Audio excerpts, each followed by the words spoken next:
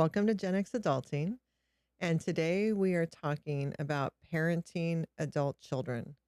So, a lot of Gen Xers have adult children or have kids in their late teens. I'm not saying that there aren't Gen Xers that are still raising young children because people have children at all different ages. I'm just specifically talking about those of us who have kids in their late teens, 20s, and early 30s, but I think we're more focusing on that 20s decade because Mhm, that seems to be when, especially when your kids get out of college and they take their first steps into quote unquote adulthood. And that's kind of what we're focusing on is that first decade. mhm. Because I find the 20s for kids, I call it the second childhood. I think I told my kids, your 20s are going to be rough, they're going to be awesome, and they're going to be rough. And it's going to be a wild ride, ups and downs, because the frontal lobe closes during your 20s. You go through a huge maturity jump. Mhm. You kind of, once that happens, especially, you kind of see, I think, see life a little differently. And, and that's good or bad, right? But you might get a little more conservative in your decision making. You might be able to look further on down the line in your life. You might be able to see the bigger picture more. These are things that happen as you mature and your frontal lobe closes and as you grow. But when you graduate from college and you're first out there, especially for the Gen Z generation, which that's who Gen X raised. Now, there may be some Gen Xers who have younger millennials. I mean, I know there are. And then there may be some Gen Xers that actually have some Gen Alphas, which are, I want to say that's like 13, 12, Mhm, 11, mhm, 10. There's probably some oopsie babies in there. mhm. We Bonus babies. bonus babies. Yeah. So we have one. We have a bonus baby. So we have a 28-year-old son, a 24-year-old daughter, and then we had our 28-year-old son when we were 26. We had our 24-year-old daughter when we were 29. And then we had our bonus baby when we were 39. I was 39, you were 38, Yeah, he's 15 now. and he's 15. Yeah.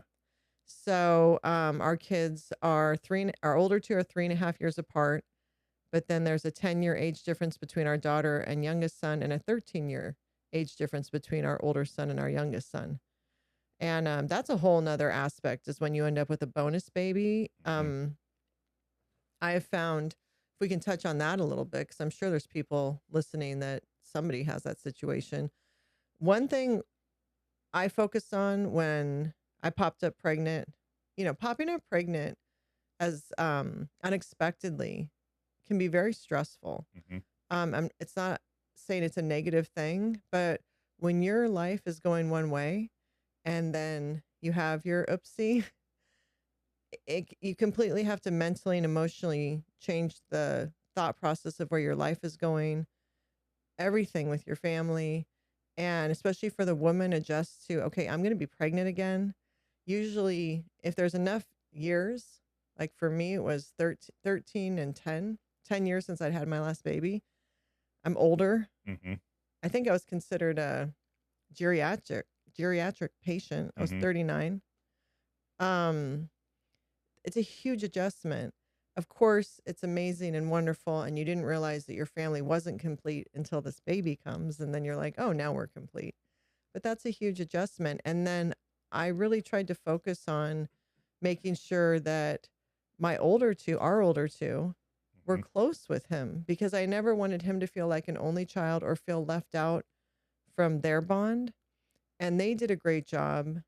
Well, it was kinda like we all raised him, right? Well, I think he's almost the most parented child on the planet, right? That's what Right. I joke about because he has me, you, his 2 older siblings, and your mom. Yeah. He's very highly parented, He looked is. after, He is because our older son. which honestly, not to interrupt you, but translates to very extremely loved and Yes. looked after, right? He's extremely loved in that sense. Yes, yes. So his arrival shocked all of us, Mhm. and then he just was loved. Mhm. But so our older son, who's 13 years older than him, kind of was almost like like really a big brother, but also like had an uncle vibe in a Yeah, way. yeah.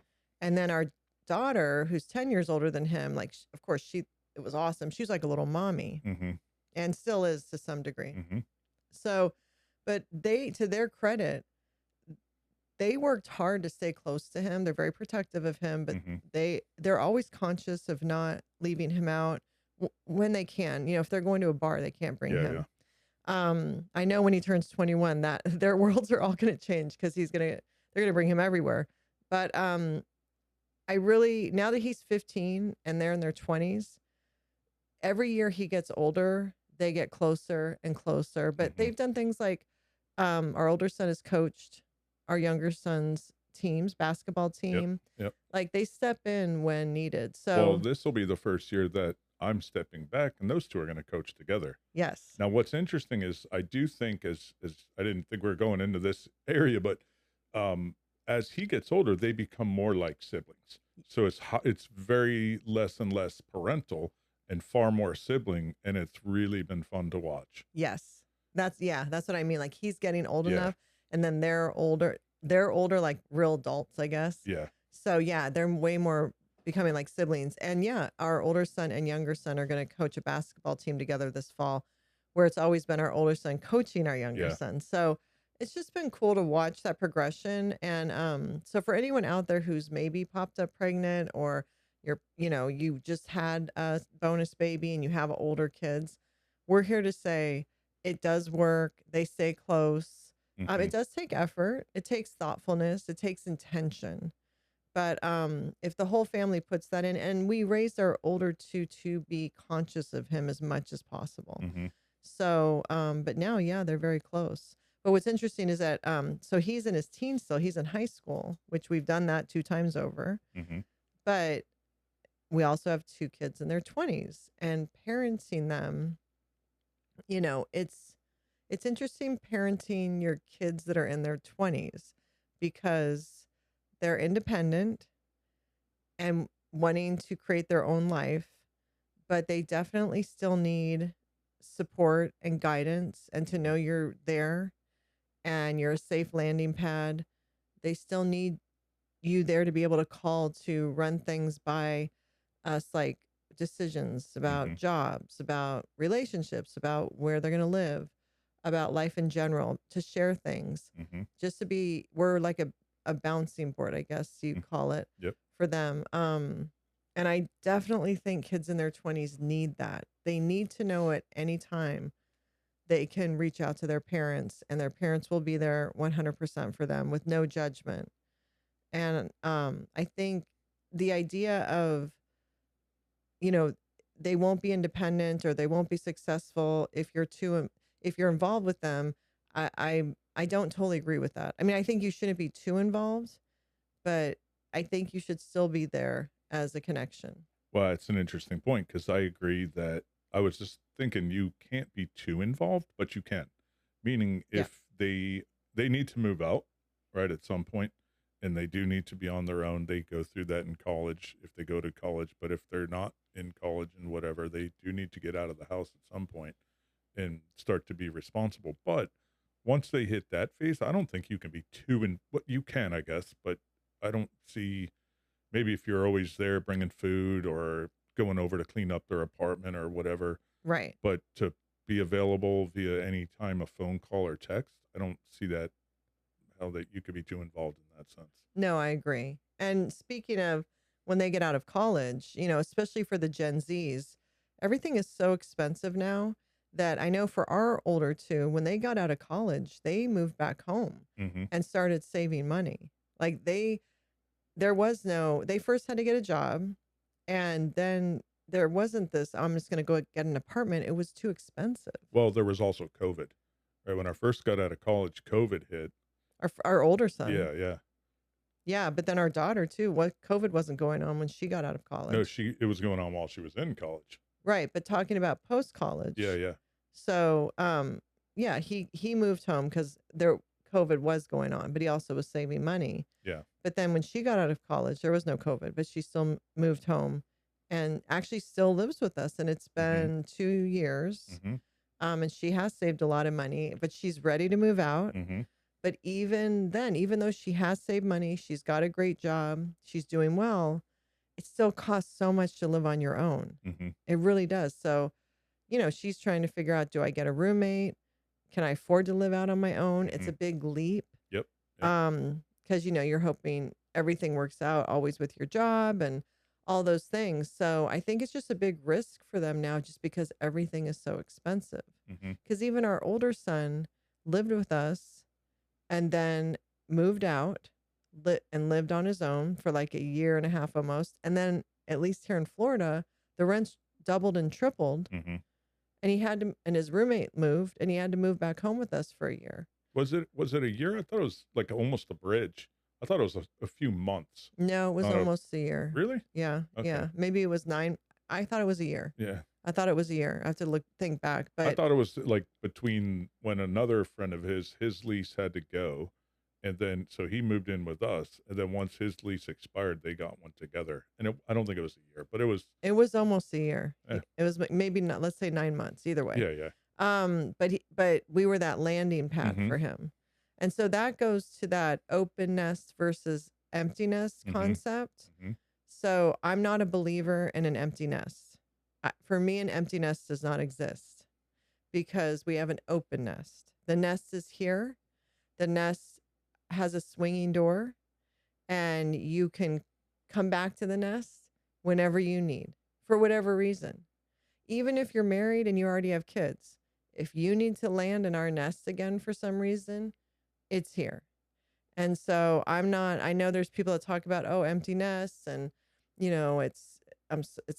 they're sad about it. And I get that. I understand kids leaving and that, the shift in life. Mhm. That's what they're talking about is I was a parent for, 20 years or 18 years or however many kids you have, could be 30 years. Now they're not here and I need to find my new focus in life. So Yeah, I yeah. think it's more talking about that midlife change, but we don't have an empty nest. We will never have an empty nest. It'll always be an open nest. And I Mhm. think there's a security that comes for kids. Our kids are adults, but it's just a comfort knowing if things really go sideways, Mhm. we're here. They have a backstop. Yeah. We've provided a backstop in that sense. Yeah. So I don't know what would equate to involved with adult children. Like, I mean, you stated like they should end up like they can come home and be with us and then they should at some point live on their own and pay their bills, do their Mhm. laundry, clean their house, all those things. Mhm. So if they're living on their own, is there still a way to be too involved? I think so. If you were at his house cleaning it weekly, if you went over and did his laundry, if you were to bring him meals once or not once, but more than 3 times a week or something like that, Yeah. I think that's too involved. If Okay. you're too involved in navigating relationships, especially female ones, Mhm. um, things like that, absolutely. If you're critical, I think, of the choices that they're making, even if you don't like them, maybe you and I could bitch about them, but to actively and confront or engage too often on too many things, that could be too involved, I think. None of which we do. So that's an interesting point. I think that's one of the most challenging things about having adult children is having to stand on the sidelines and know that just the decisions they make are not the best ones and there could be a better decision, or knowing that they're choosing a harder path than need be, but having to be careful how you give advice so that they don't feel like you're telling them what to do because they want independence, they want autonomy, understandably so. But with age comes wisdom. So sometimes you just have to bite your tongue and know, okay, this is going to be way harder than it needs to be for them, or they have to go through this, and we just have to stand by. And because you feel the hurt and the pain or whatever while you're watching them go through it.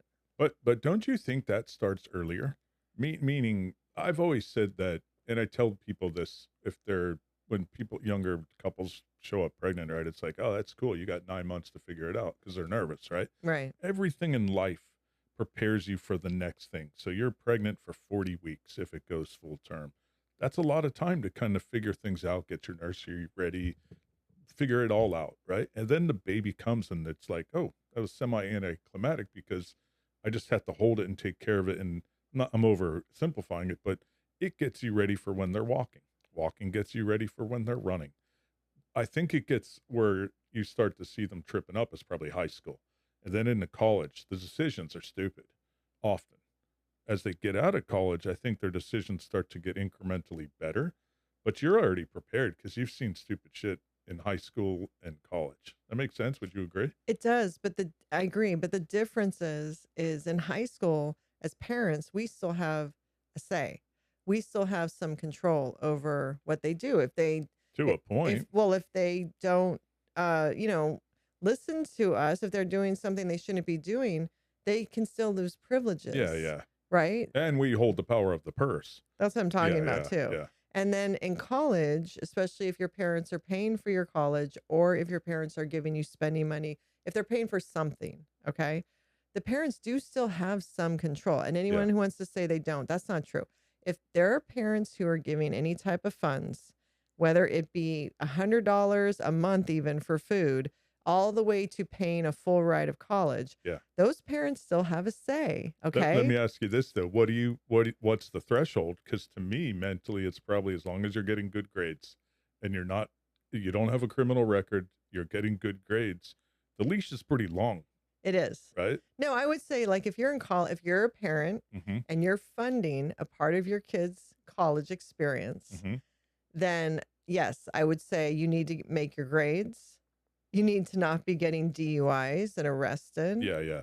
You know, if you are partying, your partying can't, And you'll, C's are not getting good grades. You got to get A's, B's type of thing.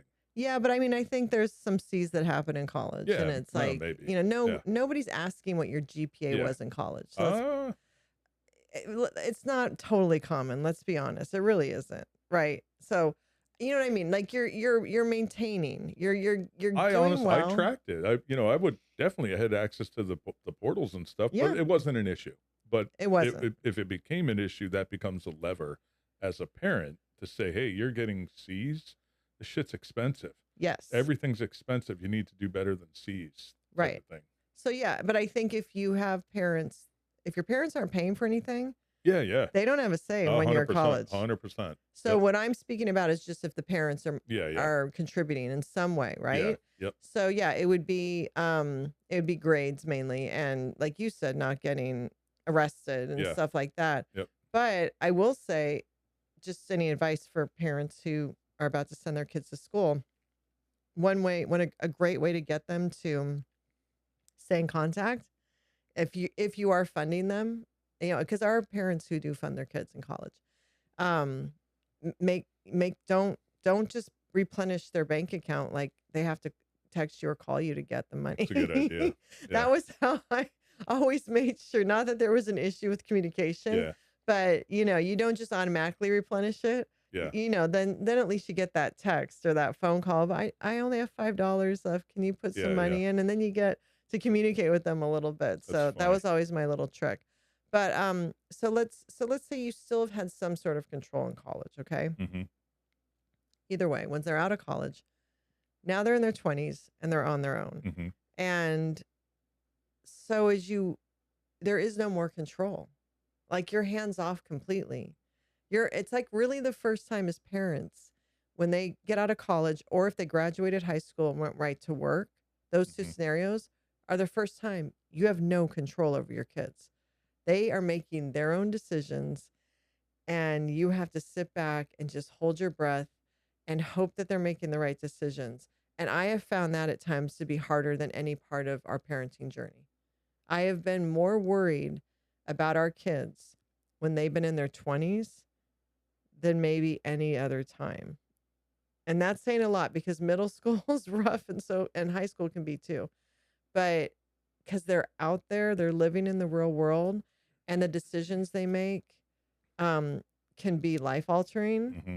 and they're just out there doing life on their own and it's it can cause so much stress as a parent, especially when you know they're maybe making decisions that's not necessarily like the best decision to do right now, but they want to do it. And so you have to just like sit by and be like, okay, go ahead. And then know that, I would say that for me, it was more when they were in college, and I think the reason why is because each of our older kids have gotten jobs, and they've never been fired from jobs. So that's a good indicator whether they're showing up and and and you know staying employable is a good thing, yeah, right? If you're screwing up, your boss will fire you.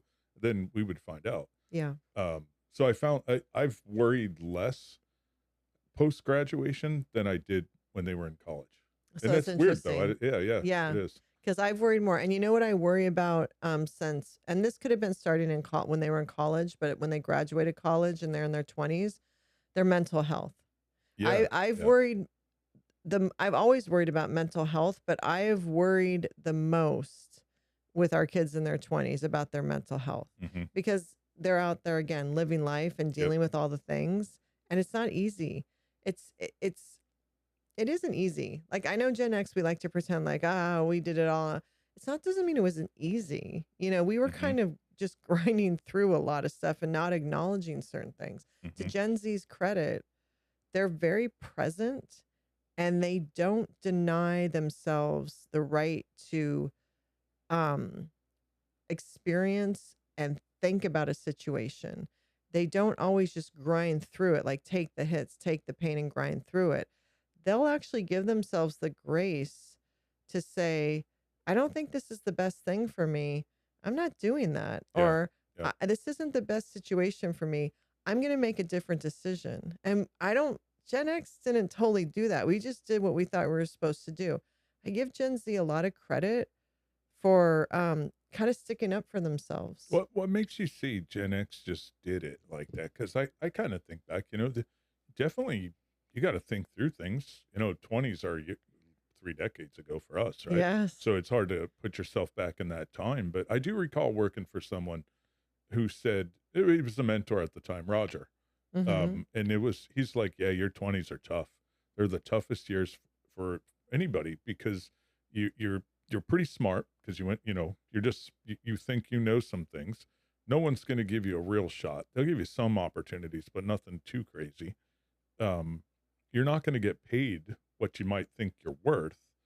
And uh, what was the other one? It was like I forget what the other one was, but it was like it's just hard Yeah. because the 20s you think you're there, but the rest of the world doesn't think you're quite ready. Yeah. No, I think that's a really good point. I Yeah. think that's something that probably every generation has gone through. Hmm. But I think you bring up a great point. They're not getting paid what they think they're worth or what they think they're capable of. They have to start at a certain uh, Yeah. pay grade. Um, and they are viewed as quote unquote kids, Yep. right? Yep. So, and that's hard to get past because you were kind of at the peak. Yeah. You got through college and you graduated and you're at the high of life. And then you enter into the workforce and you're kind of down at the bottom again. But I remember the last one. It was anybody older than you doesn't trust you. They don't Mm, trust your judgment as a 20 something because you're younger than them and they're everything I just said, you don't have the experience, blah, blah, blah. Um, you may know a lot, but the older folks and this is more professionally, but it also is personal. You just don't get taken as seriously as you think maybe you should. And that's kind of a gut punch in some ways. yes. I think that those are, and I definitely think that Gen Z as a whole from society, I think a lot of people judge them. Hmm. A lot of people don't think they have a good work ethic. A lot of people think they're spoiled, Hmm. entitled, and whiny. But I feel like I remember boomers talking about millennials Yeah. that way, Yeah. right? Yeah. I don't know if anyone talked about, no one noticed us, so no one said anything about Gen X, but I feel like millennials got a lot of bad hits and they were the They ones, still do. they still do, but millennials brought the work-life balance into corporate America. There's no question about it. And they brought the men and women in marriage and relationships sharing more responsibilities, the men being more responsible. They brought that Hmm. into society, like the cultural shift. But Gen Z really, there's either people who love Gen Z or people who can't stand Gen Z. And a lot of people think us Gen Xers raised a bunch of spoiled Who brats. who who do you think is saying that? You think that's coming from the boomers? I think a lot of boomers, and then Yeah, I think there's Gen Xers, and I bet you there's some elder millennials. I yeah, do that think that we overcompensated by being helicopter parents and created spoiled brats. I do think there are people who think yeah, that for sure. yeah. And I think the fact that Gen Z will speak up for themselves and will say, I'm not comfortable with that, Mhm. or this doesn't work for me, whether it's appropriate that they're doing that or not, that makes people uncomfortable because that's probably the first generation that truly has gone into the workforce and said those I things. think that I Yeah, think you that's know. so contextual though. In the workforce, in an environment that's not conducive to that, it's not going to fly. But in another work environment where it's okay, then it will fly and it's probably healthy. What work environment would it be okay? Probably Starbucks, right? Starbucks is pretty, quote unquote woke, right? They get the reputation of being woke, but there's elements of woke that's okay. And one of them might be speaking your piece in your mind, Okay. right? So, but in general, I would say most places where people work that are already in existence, Hmm. you bring in this new generation that's going to state, this doesn't make me feel comfortable. I want something that's different than this. I would say in general, most places that's going to be an adjustment for them. Well, a better example, now that I've had a few seconds to think about it, would be the tech industry. Right. Google, Meta, right? Who else? Oracle, all these Silicon Valley companies, right? And part of it, it's actually funny because you think this is wonderful. Look at these benefits. They want to take care of us. They want to keep you there. The cafeterias, the free, massages, the on-site daycare, all of that stuff is conducive to keeping you there, but they also let people, if the CEO comes on and Tim Cook comes on at Apple and says, we're going to do this or that, there's some freedom to revolt, not revolt, but to have an opinion. Salesforce.com, if they do something, they move into a different area, they invest in something, they take a stand politically, their employees are allowed to have a voice. Now, that's not everywhere, but those companies allow that. And And it's interesting. I don't know if they do say at Home Depot, Walmart. They're not. They're more traditional, right? I don't think yeah. they're saying, "Yeah, we want to hear your feedback." Not really. So do you think that a lot of Gen Zs are going into that field or working for those companies and that's one of the reasons? Well, I think they are by default because it pays very well. It's technical. It's something that they've grown up with an interest in, right? Computers, and it's developing software and applications and things like that. Um, so sure, sure. Okay, that makes sense. So I do think Gen Z gets viewed as a very anxious generation. Hmm. They see a lot of them. Do you think that's because they're comfortable expressing that they have anxiety right now and that other generations like us, Gen X and millennials and probably boomers did have the same anxieties, but just at least for Gen X, that was not something that we discussed. That was not something that was even addressed. I'm not sure with millennials. I don't know. But do you think it's just that they talk about it? It's Yeah, not that it's unusual that they're feeling it. yeah, It's that we all know they're feeling it because they talk about it and they're yeah. comfortable with that. Or do you think they have higher anxiety for some reason? No, I think it's interesting.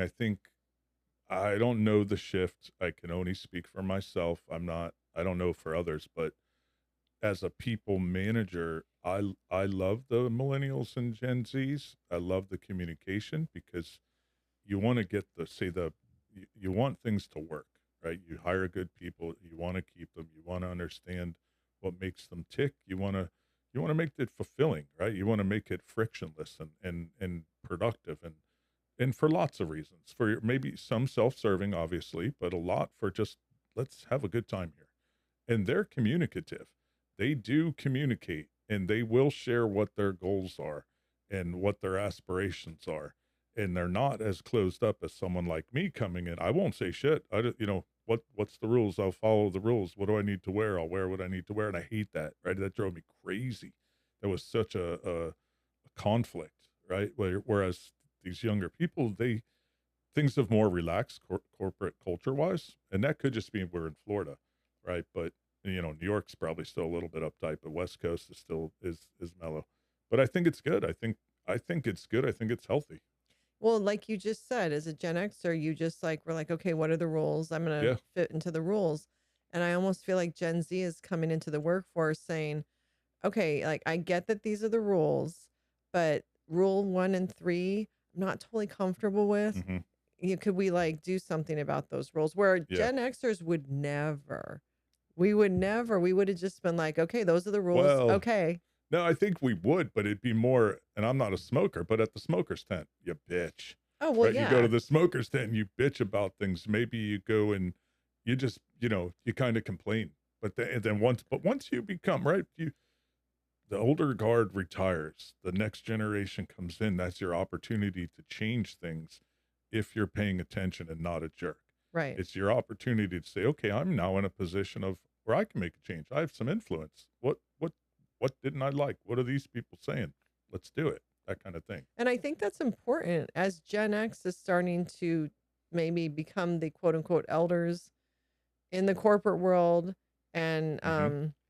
holding more responsibility. I think it's important that we recognize we don't, we can like shed some of the box we've lived in when Hmm. it comes to work and maybe listen to Gen Z, some of the ideas they bring, and maybe acknowledge the millennials and what they have been trying to like get through to people for so long and be I would progressive. say a more direct statement would be not that maybe we should, you better.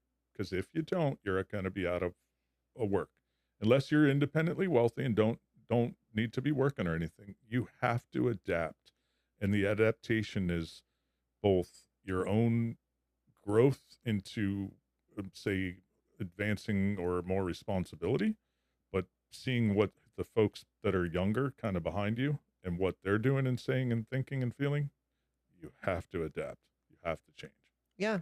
And I think if you do, it forces you to also have a little bit more of an authentic relationship with your subordinates, Hmm. probably, Hmm. you know, which is not something that was ever given to Gen X, No, not really. you know. Yeah. So I think what Gen Z is bringing into the workforce is positive. Now, I know there are situations where there is a bad work ethic and they're not a good employee, but I think that's true for every generation. Absolutely. 100%. Every That's a generation has people that. thing. That's not a generational Right. thing. That's people. And I think the fact that Gen Z is so comfortable communicating how they're feeling, communicating what they're thinking, is because they were raised by Gen X and we all had open communication with them. We wanted them to talk to us. We Hmm. wanted them to feel comfortable sharing what is going on in their life, their feelings, their thoughts. We wanted to be a non-judgmental, safe place for Hmm. them. So they grew up talking to their parents and sharing things because we wanted to break that cycle. Hmm. And so now they're in their 20s as adults and they're talking and sharing and at their jobs. Hmm. And so for a lot of Gen Xers or boomers or even elder millennials, that can feel uncomfortable. Like, oh my gosh, they're always sharing their thoughts, but it's like that's how they've been raised. Hmm. They weren't raised to close themselves off. We all were like, no, share. We're here. We'll listen because no one listened to us. Hmm. So, and that could be that extreme that people are like, Gen X went crazy raising their kids and made them entitled. It, what we made them entitled to was having a voice because we didn't have one. Yeah. So we made sure our kids had a voice. And so, yeah, society is going to have to deal with that. But I think that's a positive thing. I don't think that's a negative thing. No. No, it's interesting. I'm thinking about that in terms of just to bring it back to parenting, right? Everything I just said is professionally oriented, but at the same time, my advice to our two kids is to communicate with their boss. That's not something I would have said probably if I didn't have kids. I don't know. It's interesting to think how did my having kids shift us as people, right? That's a fascinating whole other topic. Oh, yeah. But if there's something going on in the workplace for either kid, I'm like, talk to your boss, and try to guide them on the conversation, Yeah. knowing that it could be completely uncomfortable. But at the Hmm. end of the day, it's like, listen, you get fired, come home. We right. got you. And that's part of that openness. And I Yeah. don't, and I'm sure there's some people that would judge that, be like, that you shouldn't be a landing pad so they feel that they can just get fired. Mm, But the days of you should hold a job, the same job for 20 years yeah. are over. Yeah. Gen Z can bounce jobs. It's common for them to have a job for a year and go get another job. Like that's their culture. I'm not an advocate of that per se. And I say that for career development. I think in order to make the most amount of money, you need to skip jobs a few times. But you should settle down. Right? I do believe in that. And that could be wrong. Maybe that's terrible advice. Um, and I don't think any advice I've ever given our kids is to push it too far to get fired, but it's more hey, what about this or what about that? And do it in a delicate way. I try to advise them, right, to guide that conversation. They're smart, so they get it. But I don't advise you. I would never advise anybody to advise your children to go in and push the buttons of the boss to get fired. That's stupid. Right, right. But I think we've raised them to feel again that they have a voice and they have a right to have expectations. I think that was something that when Gen X was entering the workforce, we just assumed, well, we're at the bottom of the barrel, so we aren't allowed expectations. That's to have our own expectations. That's something that we earn the longer you're at a job. But I think the world's changed too, right? Because what I'm describing from my own experience, the bosses were boomers and silent generation, could give a shit about me. What Now that I'm in a position where I've got people reporting to me, I care. I truly do. And others do. I'm not alone, right? That others truly care and take an interest in the people that are on their teams and in their organizations and whatnot. So there's a huge difference. And it is okay to approach and have a conversation. And people are receptive to it, I think. Would you say it's safe to say that the millennials brought humanity into the corporate world? I honestly don't know what you mean by that. So what I mean is that they again, work-life balance, and that they force the issue of you can't just treat us all like robots. Like you have to acknowledge we do have a family, or we do have children, or we do have goals, and we feel strongly about them, and that they couldn't just be as easily put into a box maybe as Gen X was on the work front.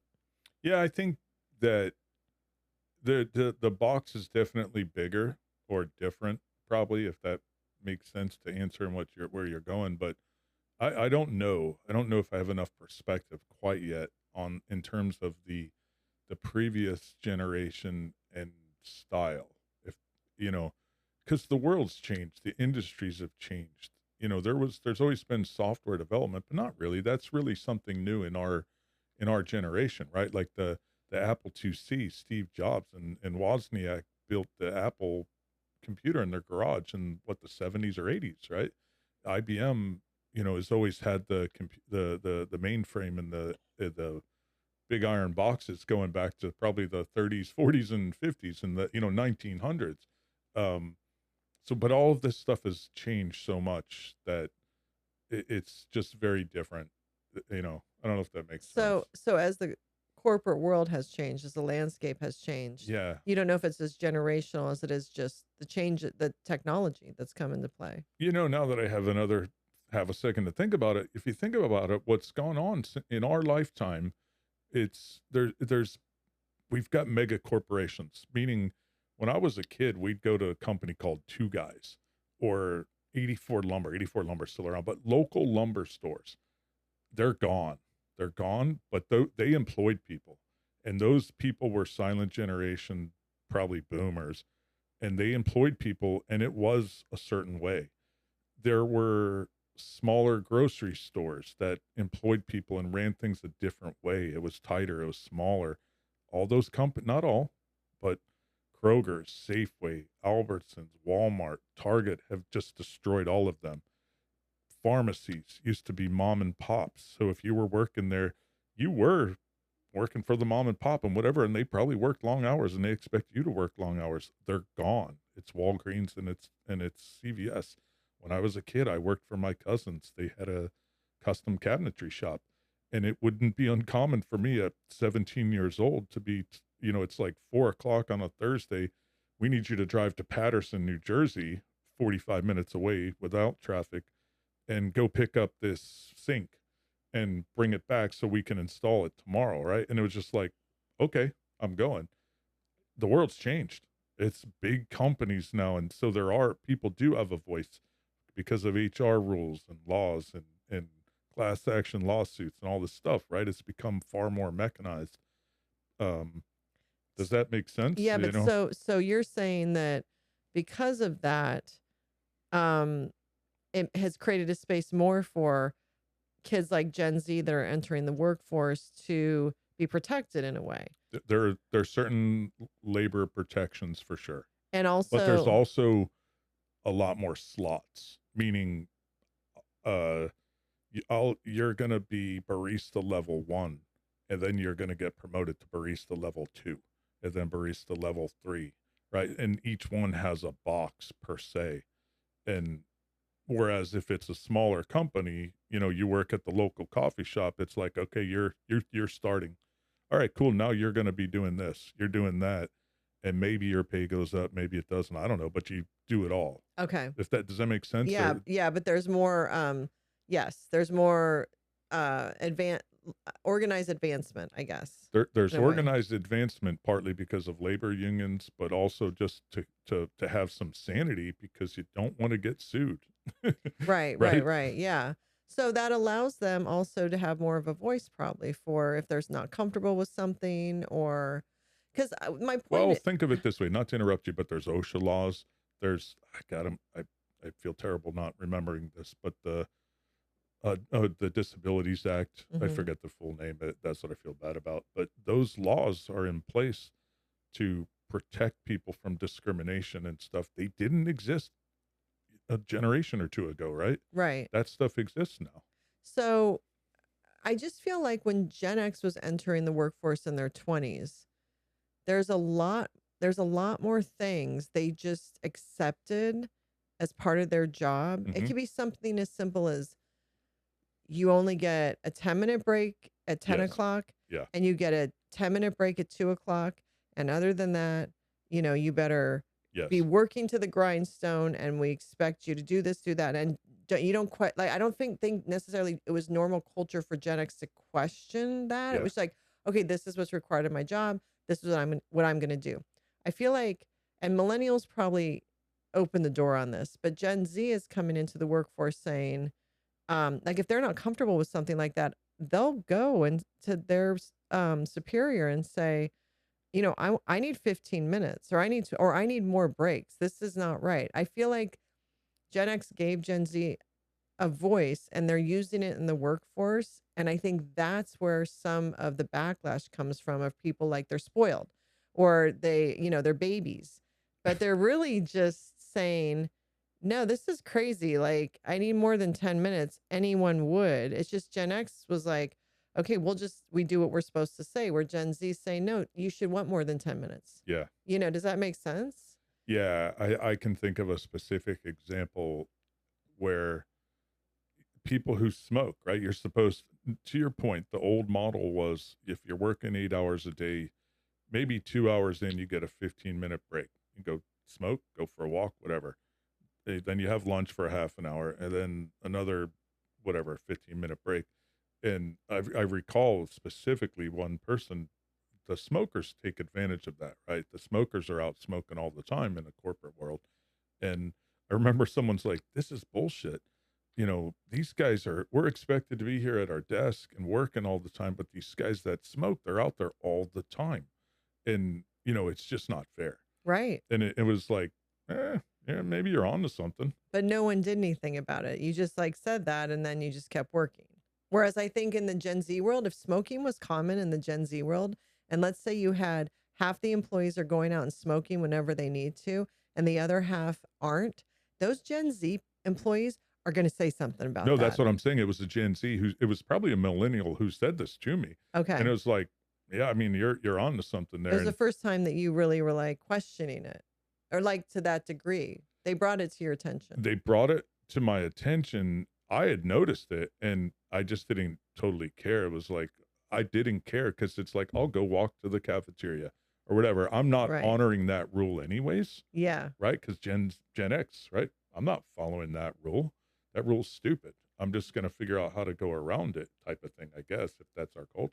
Okay, so maybe when things would get uncomfortable at work, Gen X would just quietly break a rule or figure out a way to get around a rule, but they did it individually. Like, this is uncomfortable for me. So I'm just going to figure out a way to make this comfortable for me. Whereas millennials and Gen Z were like, this isn't comfortable and we're changing it for everyone. We're going to bring it to the bosses and say, this this rule you have is not right or fair, you better change it. Whereas Gen X would just like be like, well, I'm just going to do this instead and take care of themselves, if that makes sense. They never, I think they would have never thought to say, I should bring this to the bosses and have a full company shift. I feel like, it's funny. I think Gen X is we probably were more rebellious, and you see that in a lot of the commentary, right, around some of the stuff we put up, and we're feral and this and that. But I think we would bitch. We'd find someone that would be in our corner, and we'd probably complain together, and then figure out how to rebel together, but, but not go and try to take action and change the world. We're not changing the world, right, right? Whereas right. the Gen Z and millennials are trying to change the world. Well, the younger millennials, I think the older millennials are at this point just like, we just want to garden and stay home and Yeah, leave maybe. us. Yeah. I think they're starting to take after Gen X a little, like, leave us alone. But I think with Gen X raising Gen Z to have a voice, and then now they're in their 20s and they're entering corporate world, they're entering the workforce, and they are riding on the backs of the changes millennials started making on the corporate front. Hmm. And I think it's a even more shock to the system, because I think one of the reasons millennials got such backlash is because they were the first to really bring things to the forefront of, this isn't right, this isn't fair, things need to change, work life balance stuff, whatever it was. And then now you have Gen Z coming in who've been raised by Gen X, and they're like, yeah, that was great, those things you changed, but that's not enough. You better change this, that, and the other thing. And we're going to be very loud about Hmm. this. And that's where I think it can get rough. There can be some backlash, because, and I think there's Gen Zs that have been working and think this is BS, and they're looking for other jobs. They're not tied like Gen X was, like, well, I got to stay at this job for 5 years so I can get this movement. They're more like, after a couple years, okay, this is not working for me. I'm getting a new job. Like, I don't think they're scared of changing jobs. Whereas that was not our culture. Gen X was, you stayed in a job. I honestly think that's an individual person thing, because I know that, and you went along for the ride with me. I worked at a nursery, and I had a job lined up, but I needed to get paid out on a sales commission, so I didn't tell anybody, and it was a big deal. Like, I left that job on Friday and started a new job Monday. I Yeah. don't know if you remember that or not. Yeah. But then we moved across country from Oregon to New Jersey for a job. I got paid a little more money, nothing worth the move, but there were a thousand other reasons to make the move. Right. But then as I was there, got a couple promotions, but then I left and doubled my salary. And a lot of those guys stayed there. They were smart, they were capable, but they stayed there and got paid that smaller wage, right? And then shortly after, I went again because I was going to get paid more. And then they showed me no loyalty, so why would I stick around, right? But ideally, I mean, ultimately, I had two kids and you and a house. And so I moved on again. And I think I doubled my salary. And then I got to a point where I was like, okay, I'm cool now. So that's what I mean. I think it's good to jump around a little bit, especially in the beginning, to get your salary to where you want it to be. But just to go back to where I started was, that's an individual thing. Some people just find a spot, they get comfortable, and they stay. And it's the worst thing you can do, in my mind. I think for your mental development, your sanity, maybe it's a sane play because you're safe and you feel safe and you're comfortable. But I think it's an individual choice. But I don't think the Gen Zs need to be in one spot to feel safe. Is maybe where you're That's what I'm tapping saying. into. Like, what you're talking about, yeah, I get that's what you made those, and you still stayed at those jobs fairly, in Gen Z world a decent amount of time. You Hmm. still held those jobs. Like Gen Zs don't, I don't think that they feel they need to stay for any certain amount of time if they're not happy somewhere. Like I think they'll walk away from a job after 6 months. I think they'll walk away from a job after a year. You weren't doing that. No. So I think your concept of staying somewhere is still different than Gen Z's cultural Well, concept. let me ask you this. Do you think that they are willing to jump ship after 6 months for irrational reasons or for good reasons? That's when we get into how we look at things. So it could be 100% rational to them, but maybe to a boomer, it's absolutely irrational, or it is just rational. Obviously that's determined by each I situation. know, but what I mean is, if, as say, if third party person looking in, I believe all my moves were 100% rational. And hindsight's 2020, and they're still rational. But do you think that they would have that same experience? Do you think that they're being irrational in their moves, or that it's truly the right move? I think that I don't know. Obviously, it depends on the person, but I do think that Gen Xers would stay in a job that they were uncomfortable with, or even working for someone that made them uncomfortable and hang in there even for two Yeah, years. maybe. And I think Gen Z will be like, no. Yeah, I think like, if I think Gen X women worked for male bosses that made yeah, passes at yeah, them, totally. that did very inappropriate stuff, even subtle, Yeah, even yeah, subtle. yeah, yeah, yeah, You know, think about Gen X women had to deal with so much yeah, misogyny and chauvinism and all that crap. And that could be some of the yeah, difference is that Gen Z women, that are, if they're in a job and any of that's happening, they're reporting it. And if it's not getting changed, they're quitting. yeah, And even if they work there for 4 months. yeah. So, and maybe that's it, I bet that's is that in play. they're, so Gen Z is going into the workforce in their 20s, and Gen X has emboldened them with a voice and Hmm. with expectations, and Gen X has their back. And so they're showing up like strong. They're Yeah, showing up with total autonomy, with self-respect, with standards, and with boundaries. And I think they're the first real generation that's entering at entry level or entering a job with boundaries and standards and and a voice like that. And so that's where some of the strife can come, because you're working for older generations who maybe are taking it as, oh my God, they think who they are. They're so entitled, they're so spoiled, but they're really just showing up with confidence and high self-esteem. what's interesting is what you're describing almost is the melding of corporate America and this new generation, and it's there's somewhat of an alignment probably for the first time, because what you're saying is, yeah, they're showing up with standards and whatever, right? And if they don't get met, they're out. The reality is there is a program. It's not like they're coming in and changing the program. That there's rules. So corporate America's pretty much adapted to that to say, okay, this is what you want. All right, this is what you get.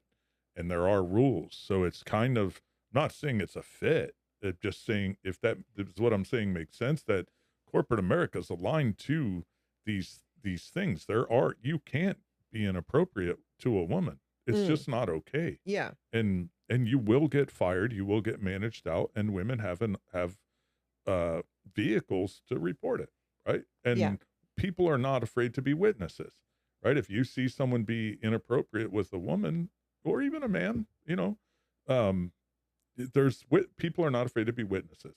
And HR is fine doing investigations, getting to the truth, and firing everybody if they have to. Yeah. They're there to protect the company. No, yeah, you're right. I think Gen Z has way more protections probably than any Yeah, generation yeah, prior yeah, ever, for yeah, sure. yep. So I don't know. The whole is Gen Z happy in their jobs in their 20s um any more than Gen X or millennials were? I mean, here's No the way. no. Here's Absolutely not. And I'll tell you why. There's absolutely not. There's a major problem going on right now in the world, especially in probably this country.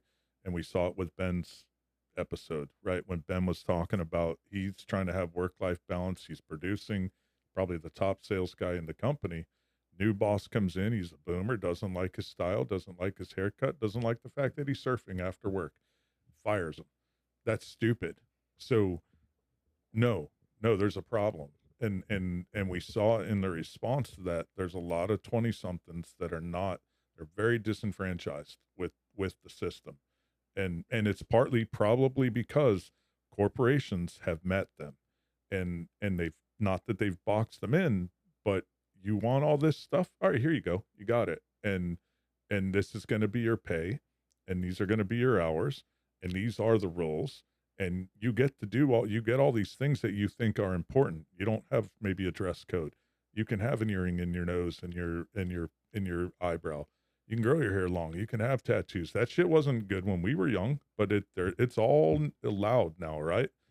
But there are still rules and there is still conformity. It's just different conformity.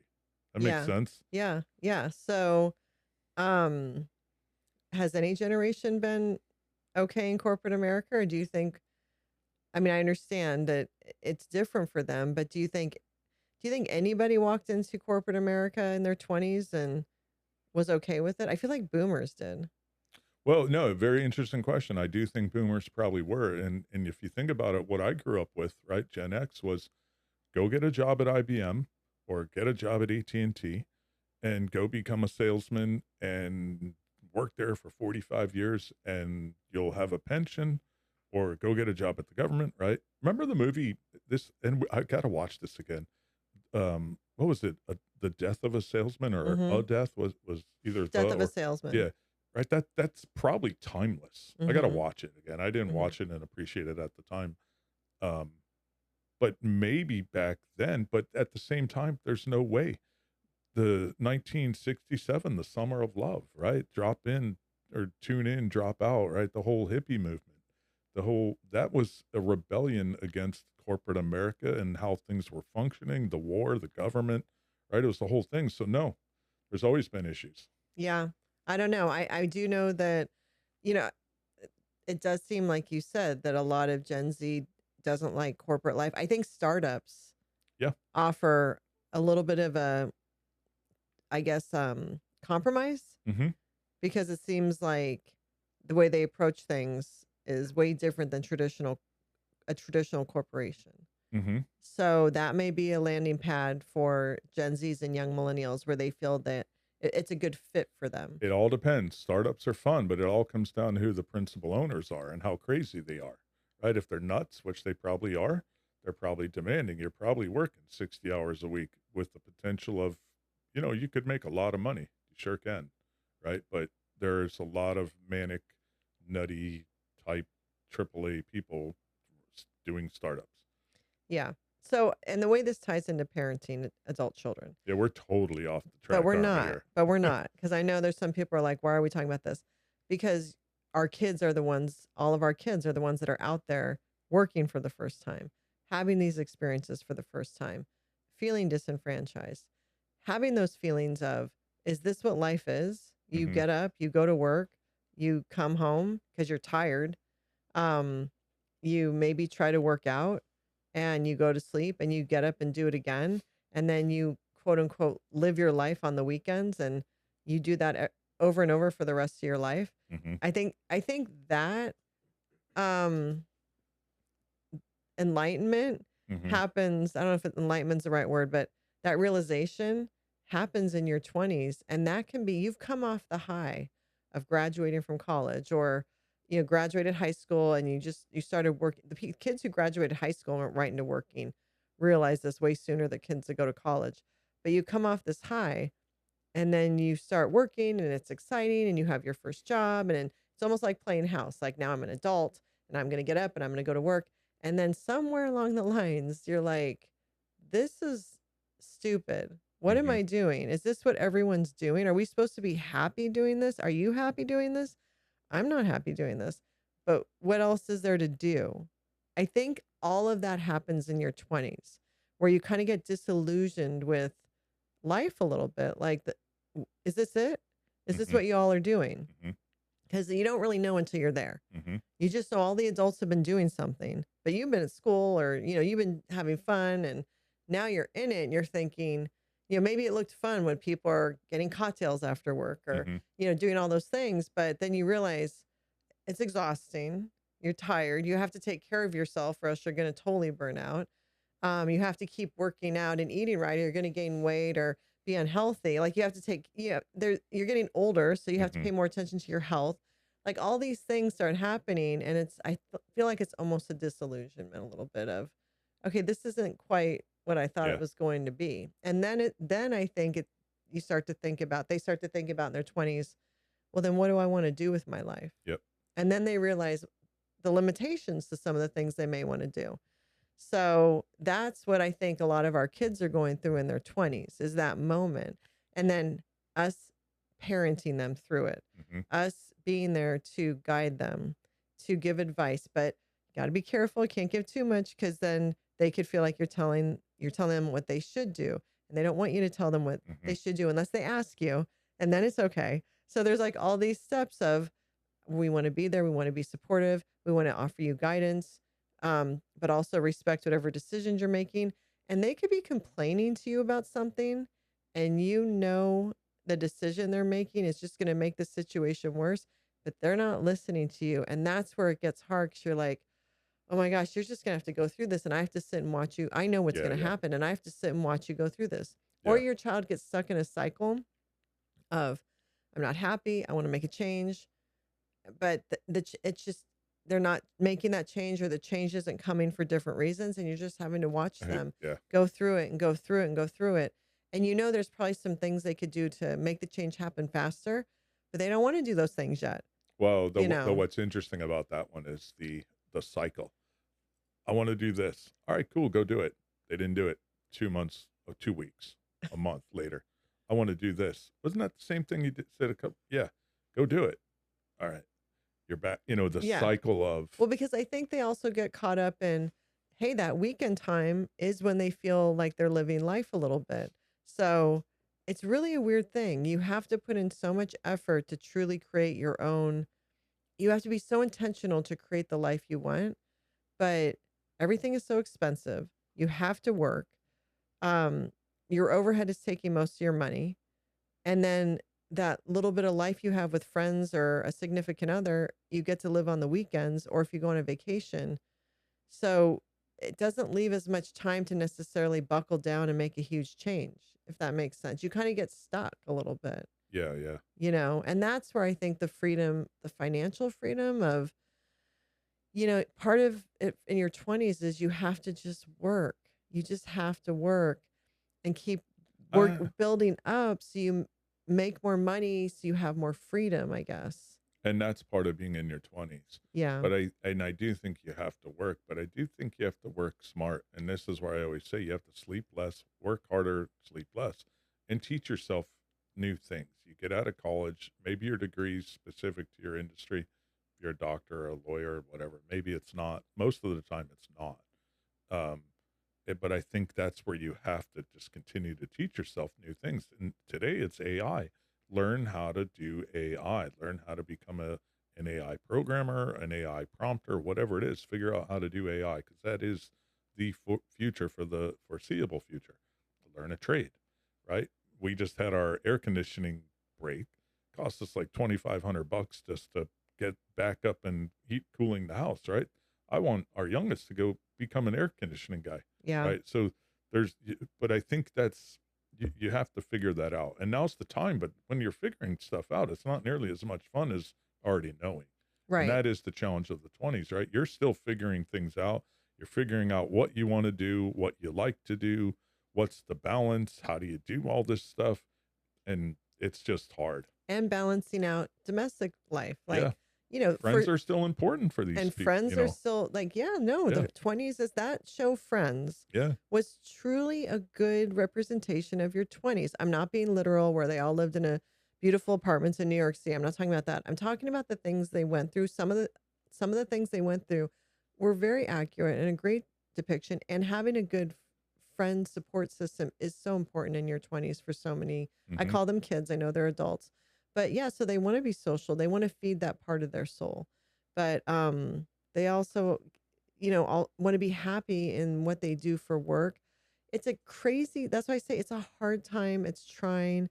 And it's as parents trying to figure out how to be as supportive as possible, um, without overstepping, without being too involved. And for a lot of kids, it is their first time running a household.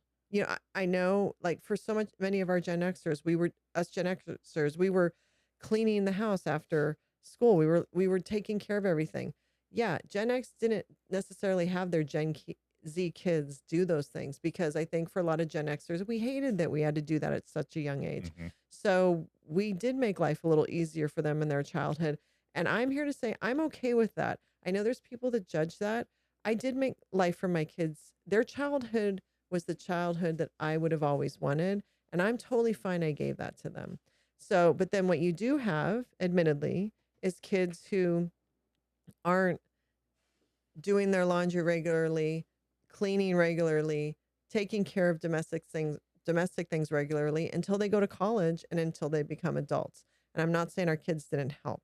I'm just saying that we didn't have them running a household like Gen X kids were when we were younger. So they're learning a lot of that domestic stuff or incorporating into their lives in their 20s as well. So there's just a lot of new things that they're dealing with, and it can be very stressful. And then that circles back to the anxiety, and that they will talk about their anxiety. They will share about their anxiety because they're dealing with all of their job issues, their dreams issues, their supporting friends, having friends in their lives. That takes time, that takes energy to have quality friendships.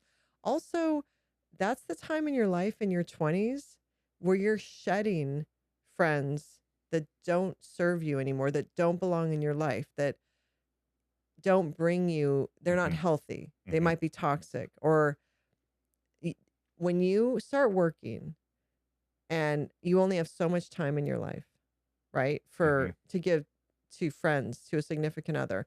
And when you're in your 20s and you're trying to balance everything, it's the first time in your life you realize that. And you're like, I only have this much time. So I'm going to spend it with the friends that Hmm. are real, that are authentic, that I connect with. You don't have time anymore to spend time with fake friends or with people you can't trust. Trust is also very important. Hmm. As you're building this new life in your 20s, it's figuring out what friends in my friend circle can I trust and which ones I can't. Hmm. That's a big life Hmm. lesson. And that hits you a lot in your 20s. And you're also shedding friends from maybe college, Yep. from high school, Previous jobs. previous jobs. Yep. That is one of the first times I think as an adult that you really realize that you have to do that, um, because it's the only way you're going to continue to thrive and be successful in your life, and especially as you go into your 30s. And so that's stressful You know, too. you're actually hitting on something that I haven't thought about, but it makes a lot of sense. I bet your 20s is the year are the years where you really do that. You shed, because in college you still have some high school friends, right? And then go through college and make new friends. Get out of college, you still have some friends. Now, to your point, you have high school and college friends. Um, that's the first time where you do start to have to shed, or people start to go in different directions because you are doing professional things. You are doing, say, some people start getting married, getting into more serious relationships, figuring that or learning where they grew up isn't necessarily where do they want to live. They go somewhere else. So distance creates things, or challenges. Yeah, I think you're onto something. That is that huge transition age, that Yeah. huge transition phase of you're shedding your childhood, Yes. your young adulthood, and moving on. And you Yes. are. Do you recall though? Do you recall us in this phase? And was it as Well, dynamic as it is today? you can't compare. Okay, so You know what I mean? We were so unusual because we were that couple that got married a year out of college, Yeah. and then we had a baby 2 years later. Yeah. So, and I'm not saying there aren't people in their 20s doing that still. There are, Yeah. It's different but though. it's very different. Yeah. So we didn't. And then, I was a stay-at-home mom, and just to be clear, because we lived in a shoebox, and we had one car, Yeah. and we did not buy new clothes, and we lived on a budget. We lived on year one salary, but it wasn't a big salary. No. So it was back when you could start your life and not have to have everything. But now everyone in their 20s thinks everything has to be perfect, beautiful, and you need to have you know what I mean? Is that a shift? Yeah, like it was normal before to struggle in the beginning of a relationship or marriage, or to struggle in your 20s and you build up your wealth. Whereas I think with social media and I don't just society in general, all of a sudden everyone should expect to have everything. Like Yeah. even in Yeah. your 20s, like you should have nice cars, nice house, clothes, everything in your 20s, and it's like Do you think? Do you? that was our struggle years. Do you think that's universal or just a skewed world we live in South Florida? You think that's going on across No, the that's what country, you across see. the world? Yeah, you see it on social media. That's what I'm Yeah. talking about. Yeah, That's I what I guess. said. So you see it on social media, and I think it's completely universal. It's at least a universal in America, Yeah. that I think the idea of the struggle, I don't know if it's still there anymore. I think kids feel that they're supposed to, they're not doing well unless they have this, that, and the other thing. And it's like, no, that's part of being in your 20s. Yeah.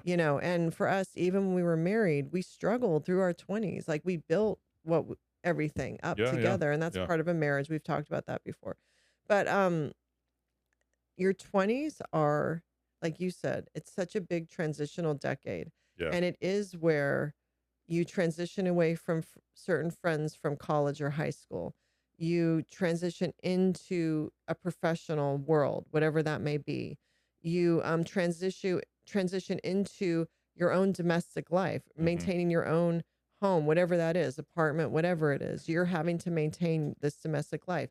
You're having to pay your bills. Mhm. You're having to work a job and then come home at night and figure out if you're going to have time or energy to work out, if you're going to be social during the week, or if that Mhm. burns you out too much and you Mhm. can't do as well and work the next day.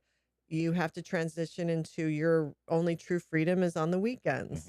Mhm. And planning out a vacation for your mental health more than anything else. Mhm. So that decade, as you said, it's like you're shedding your childhood and your adolescence, and you're really becoming an adult. But it really is that decade where you're doing it. And that is where, as parents of those kids, we have to be there to guide. We have to be there to share wisdom, but we have to be there to give them grace to make their own decisions and to make their own failures, and be there when they need us as a landing pad. It's I would say the same thing slightly differently in that what I've learned, and I'm curious if you feel the same way, we as parents transition from being solely parents and providers to being best friends, parents, mentors, career coaches, relationship coaches, counselors, psychologists, therapists, right? We go the Yes. whole financial advisors, the whole thing. It's Yes. a fascinating thing. It's Yeah. actually fun, but it's a whole paradigm shift for us, another phase of growth for us as people. As parents, Yeah. yeah. And also I think about, on top of everything I just stated that they are going through in their 20s, then they want to find a partner. Mhm. And that's a whole nother issue, Mhm. because they have their experience with that, with dating apps, which seem to be a nightmare. Mhm. And also with just the culture of the fear of commitment, the situationship culture, the hookup culture. So they're going through all this Yeah, stuff. yeah, no, it's crazy. And then a lot of them want to find someone to marry. They just do. Like I know Yeah. there's a whole movement of women who are saying they're not going to get married, but there are still people who want to get married and have Mhm. children. Mhm. So then they have that pressure. I think it's a decade of pressure, and it's probably the first time that they felt it, it's the first time they felt adult pressure. Mhm. So, but yeah, we as parents, you play all those roles you stated. Yeah. Every role you stated, you have to be able to become that person at the drop of a hat. Oh, 100%. Because your adult children, when they call you, Yeah. you better answer that phone. Yeah. And because it's something. Yeah. There's something there. We have a family chat, so that has always kept us really connected with our kids. Yep. And then we have single chats with them. Yep. But as far as you're there to drop of a hat, or if they want to talk, you stop what you're doing and you Yeah. listen. It's so important. We're more present now than ever. Ever. Yeah. That's why I'm 100%. saying, like, Yeah. empty nest. I don't even know what that is. Yeah. Even if you're never disconnected, because it could be at any minute I they love it. need you. I love it. I don't know if that's true for everybody. I mean, I don't think our situation's unique, but maybe it is. But I am a big believer that the relationship you get with your kids Mhm. when they're adults is from the time you put in with them when they were children. Yeah. The reward is the relationship you have with them when they're adults. The time you put in through their childhood, Mm-hmm. that is the reward. And there's some parents, I think, that just expect to have access to their children because they raise them or Mm-hmm. they put a roof over their heads or whatever. And so, of course, they're going to get access to them whenever they want. And that's not how this works. Mm-mm. The child decides how much access the parent gets to them, especially as adults, I was especially as gonna say, adults. yeah, as adults, yes. So, but when they're adults, they have the say on how much access you get to them. Yes. And the access is determined by the kind of relationship you created with them through their childhood. 100%. And that's your reward. Yeah. And I think, and then as they get married, your access to their family is Yep. your reward. Yep. And there's a lot of parents that think, I've seen where they think they just automatically get access to their grandchildren because they're grandparents whenever they want. It's like, Mhm. that's not how this works. Your child married someone. Now they are a family. And depending on how your relationship is with them will determine how much Do you time you spend with them and how much access you get to their family. do you think that's a generational shift that's evolved over time, or do you think that's always been that way, or feels like that could be generational with the I don't know. Yeah, I think millennials started putting up boundaries for Mhm. sure with their boomer parents as far as once they got married and once they started having children. I think millennials started that. Yeah, okay. Yeah, because I think it was always the old adage of you just had to let your parents Yeah, like yeah. just come over and see the kids, or you had to bring the kids or whatever. Like it would have never occurred to kind of determine our own boundaries, Yeah. really. We didn't really have that, right? And I think millennials said, no, like this is our family and we deserve to have boundaries for our little family. Mhm. And then depending on what kind of relationship they had with their parents, determine how much access their parents had to them. Mhm. So that's why it's so important to put that quality time in with your kids, because if you want to continue to have a true, authentic, and close relationship with them throughout the rest of your Mhm. life, Mhm. that's your reward. It Mhm. doesn't just happen. You're not just entitled to your kids when they're adults. You are not just entitled to your kids when they're adults. So that's something to remember. They don't owe you anything.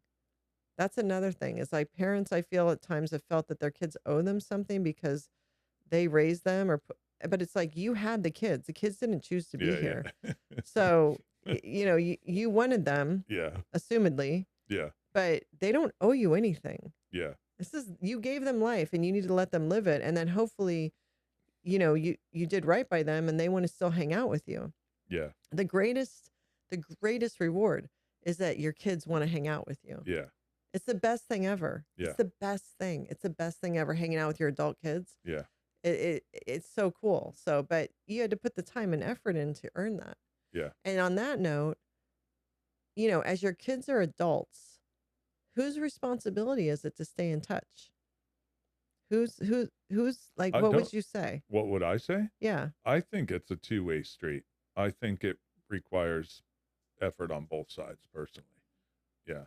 So as far as making phone calls or texting, Yeah, I mean, in a healthy relationship, it should absolutely be both, right? Like for instance, um, I get a text when our youngest catches a fish that he likes, I'll get a Yeah. text. I got a phone call the other day from our oldest when the Knicks won. Hey, did you see the Knicks game? Yeah. Um, got a text from our other one. Actually, was texting with our daughter about F1 this morning. Mhm. So Mhm. there's a two-way dialogue there that absolutely has to happen. Right. And you put in the effort too. 100%. Yeah. Yeah, and I think with some of the older generations, they would just sit and wait for their children to call them. That's how it is for me and my mom for sure. I have to reach out to her. Now it's interesting because I've thought about this.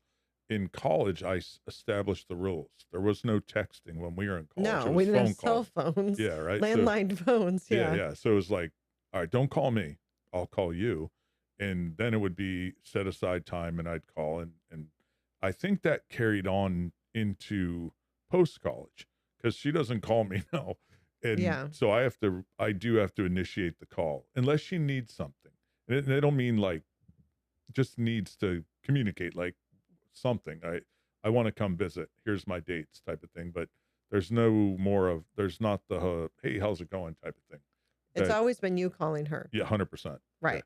yeah, So, but I think that that's how the older generations are, is yeah, that they're like, my child doesn't call me, but yeah. it's more like you can call them, but I don't think generationally they do that. I think and that could be part of just the silent generation boomer culture, I don't know. is that my kids should call me, but I think so, or my kids should visit me.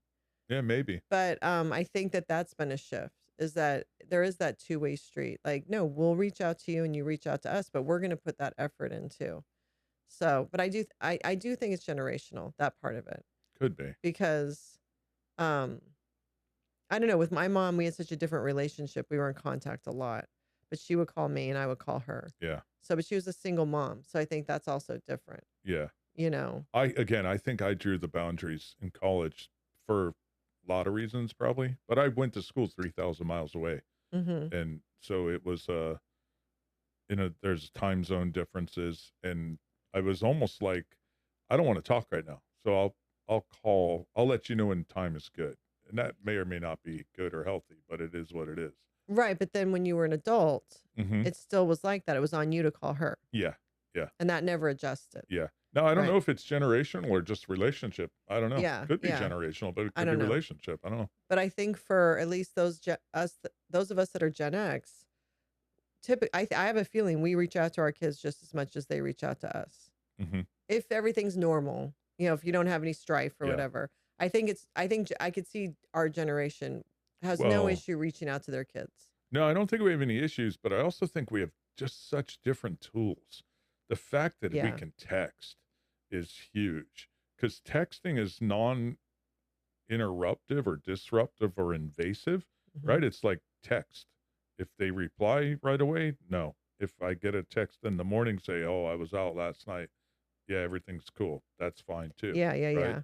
No, no, that's been huge. Yeah, Like when our 100%. kids go to college, when they went to college, we kept that family chat. So Yeah, we were always in contact with them. So by the time they would come home for holidays or whatever, there was no awkward stage of, oh, we have to kind of get yeah, used, or we yeah, have to catch up. yeah, There was no catching up because texting allowed us to yeah, always be involved in their lives. So that's a wonderful thing, yeah, but I think in general, though, Gen X is aware enough to know they have to put in the work and the effort with their kids, and their kids don't owe them anything. In general, I'm sure there's still some Gen Xers that, you know, haven't evolved to that yet, but I think we're pretty good with that, you know. I don't know. That's the vibe I get with our kids. yeah. I would say I had to think about that our kids don't owe us anything for a second, but I agree. They don't owe us. We had them. It was our obligation to provide for them, to set them up on the right path as best as anybody could for life, right? And I don't mean like financially per se, but just the tools. Mhm. Give them opportunities, give them tools, give them support because we brought them into this world. So they don't owe us shit. But if you do want to have a relationship, you have to evolve. We've kind of talked about that before. You do have to evolve out of our Gen X feral state, whatever that might be for whoever it is. But Yeah, yeah. no, I think I do think though, if you've put in the time and you have the healthy relationship with your kids through their childhood, you are going to have that respect. Hmm. Your kids will continue to respect you throughout their adult lives. They'll continue to come to you for advice. Hmm. Um, and they will continue to care what you think, Hmm. and they'll continue to want to spend some time with you one way or another. But I think again, that's the reward you get for the time you put in their childhood. I would agree. And I think that's just what you continue doing when they're adults, especially in their 20s, is you continue to put that effort in, you continue to play all those roles, financial advisor, therapist, just general support system, well, all the Yeah. different hats we wear now for them. You just have to continue to shift those hats a little more quickly because their lives are moving more quickly. Yeah. But you have to still put in that effort to maintain that relationship. And that's why I say there is no empty nest. It's an open nest because they're always going to still come back to you for different things, and not in a codependent way, just in in a healthy relationship, Yeah. parental child relationship way. And I think that's an open nest more than anything else. As I'd be curious to, I would love, it's hard in this format, but I'd love to hear other parents, like some, for instance, and I'd be curious for you, but one minute I might get a text on the fish I caught, the next it's, I want to go here. What do I think about this? And the other one, it's like, the topics are just, to your point, you've always got to be ready yeah, because you don't know what it's going to be. yeah. That's just so true. Your game has to be on. Yeah. And this Yeah. whole concept of sleeping soundly now that they're all adults, it's like that doesn't No. you still have your phone by I still have my phone by the bed Yeah. ready to answer. They could at any time need something still. Yeah. So I'm not making it sound like you're as hands-on as when they're kids. So it's not like that, but it's more mental. It's Uh, more of a mental thing yeah. of I need to mentally be ready what's coming at me. Yeah. You just got to be ready for what's going to come at you. And then there's the physical of I need you to help me move. Yeah. you know, and all of that. So it's just and I always say it never ends. Yeah. It never ends. Now when they become parents, then you transition into grandparents. But I think you're still supportive of your children always, no matter what, because then their parents that may need guidance come to you for advice or Mhm. just support or Mhm. just mental support of Mhm. just us saying you're doing a great job. Yeah. You don't question yourself, you're doing good. I think kids always need they need their parents' approval in one way or another always. Mhm. I don't think that ever ends. It might have longer spaces and time when Mhm. they need it, but I think if you have that healthy relationship with your adult children, they're always still going to come to you just for that confirmation of, am I still doing Yeah. okay? Yeah. Am I still making the right decision? Are you proud of me? Yeah. Adult children still need to know that their parents are proud of them. It's so important to still say once in a while, I'm so proud of you. I'm proud of the decision you made. Mhm. It's still important to say, I love you. Mhm. It's still important to give hugs. They are still your child. Mhm. And as independent as they are, they still need that access to that part of their parent. Mhm. And that's another thing that's important is balancing You know out what's funny? that support and that love Mhm. without overstepping. Yeah. You know what's funny is everything you just described applies to the 20 somethings, but then you've got the 15 Yeah. who's totally different, right? Yeah. It's like they love the attention and appreciation and validation, whereas the 15-year-old's like, "Mm, I'm fine, leave me alone." And yet he still wants it and Yeah, loves it. totally, totally. They also say about adolescence is when they seem like they don't need you the most is when they need you the Yeah, most. yeah, And it's just important that you just keep loving on them yeah, and you say it because it matters and yeah, they feel it. yeah, It's just that they're trying to break away and have autonomy. So they're acting like they don't give a crap, yeah, yeah, but they do. yeah, And then they come out of that and they mature. yeah, yeah. And I think that's the fun part. that's riding the wave. Yeah, That's totally. riding that wave of my kid seems like he doesn't want anything to do with me, Yeah. and this is when I have to love on him the hardest Yeah. because he's gonna come out of this, and then we are still good, Yeah. and it's still a healthy relationship. Yeah. Yeah. And a lot of people will think, "Oh, I just need to give them total space and not talk to them and not ask them questions." No. That's actually when you need Yeah. to keep asking the questions. Now you need to figure out how to do it. You gotta, take a step Reframe forward. the questions. Sometimes I wait Yeah. for him to come to me to share something. I know he's got something to share. I might have to wait a week before he Hmm. finally tells me, or I take a step forward and then I take 3 steps back. But you can't stop during that time, no matter how painful it might be at times. Because there's times they literally don't think it does seems like they don't care about you at all. Hmm. Again, we're talking about teenagers, not the Yeah. 20 Yeah. somethings. But and that's a whole nother dance. Yeah. So I mean we've worn many hats. So being the parents of adult children now in their 20s, that's been a totally different ride, Yeah. you Totally. know? Yeah. And my advice to people whose kids are about to graduate college and enter that world, give them grace. They need it. It's not easy. And they're encountering every single thing in society as an adult for the first time. And it can be crazy and confusing and disillusioning and disheartening and amazing and wonderful and exciting and all the good things too. So it's just kind of trying to be there for them as they're on that ride, you know. Hmm. I think that's my advice is just be that stable force for them still. As you always have been through their childhood, they still need you to be that stable force for them as they go through their 20s. I would say the only thing I would add to that, I totally agree, would be probably open up a little more energy on the friend zone side. And we're saying maybe the same thing, you know, give them grace. I'm saying to me that translates maybe to friendship, less parental Right. oversight and Mhm. more friendship. I got it. Yeah, I get it, man. This is, think about this, think about that type of Yeah. thing. Yeah. Friendship. They Yeah. need a friend. 100%. Yeah. You still have to have their back. Yeah. It's just in a different way 100, now. yeah, 100%. Yeah, I agree 100. And it's not easy. And it's No. not easy mentally for parents either. And for some parents, they do feel it's an empty nest and it's a huge life change for them. And Hmm. so and who knows, they may feel that their child is truly leaving when it's not that. It's just that they're trying to tackle this huge part of their life. So they could have their own personal things they're going through with that too. And so it's not the easiest for parents either. The Yeah. whole the whole transition. It's such a transitional decade for everybody. Do you think that, because I love it. I absolutely Yeah. love it. I love their ages. I love the kids, the people they've become. I love my relationships with them. I'm the dad. Do you think there's a difference though? Like, do you have the same perspective?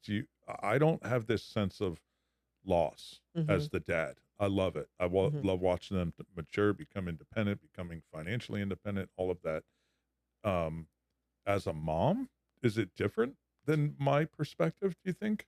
Um I mean, probably I think moms have a harder time with it just because they, in general, have been the main caregiver of the children. Even Hmm. if the mother's working, she's still that one those children go to. You've mentioned it So, before. You carry the emotional women moms carry the emotional burden, baggage. baggage for the family. Yes. So does it change then, do you think, in terms of, do you have less of an emotional baggage and burden or load?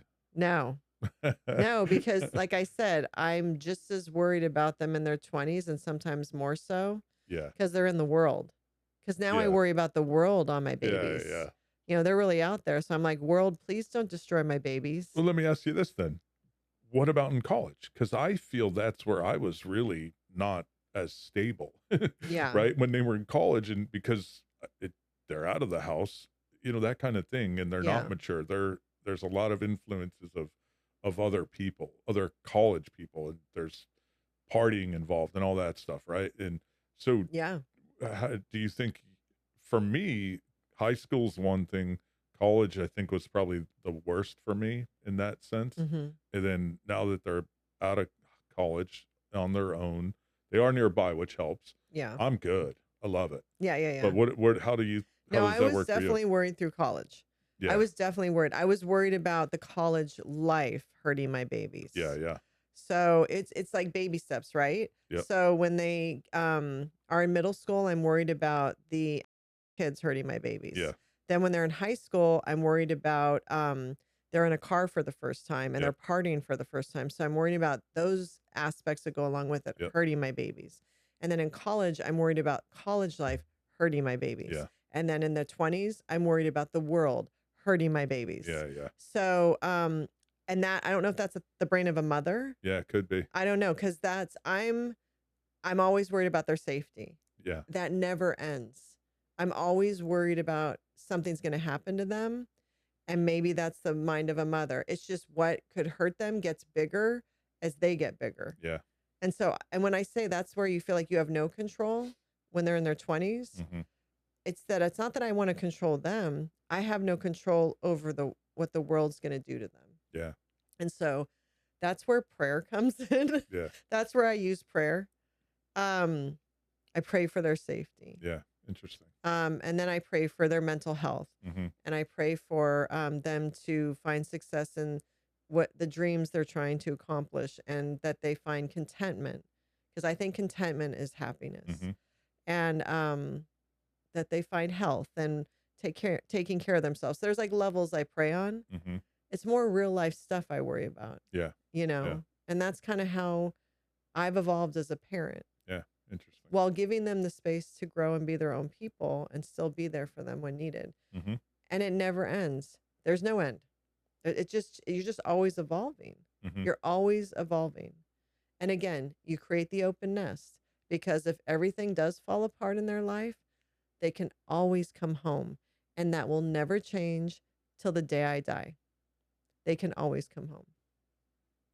Yep. So, and I think that's how we've raised them. Yeah. And they know that too. So, but it's not easy. So for any parents that are have kids in high school, college, and 20s, we get it.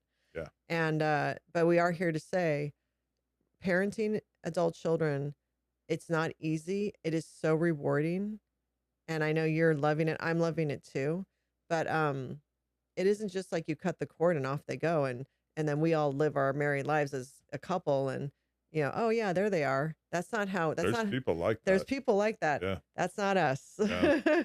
There's people like that, and that's Yeah. fine if that works for their family. Yeah. Then that's how their family functions. That's just not how we function, and I don't think that's how a lot of Gen Xers function about their kids, but there certainly are as well. Yeah. So it Yeah. just depends what works. So that's what our sharing about what it's like to parent adult children so far. The next phase is their 30s, and I have a feeling that's going to be a whole nother experience. But Yeah. we're almost to the end of 20s with our older son. He's 28. Yeah. He has 2 more years, and then unbelievable, Yep. he's going to be 30. So yeah. So hopefully this resonated with some of our listeners, and we would love to hear from you. Any comments or questions or observations or anything you want to share about your own parenting Hmm. experiences of adult children. We love to hear from you. So please feel free, and we'll see you next time. Bye.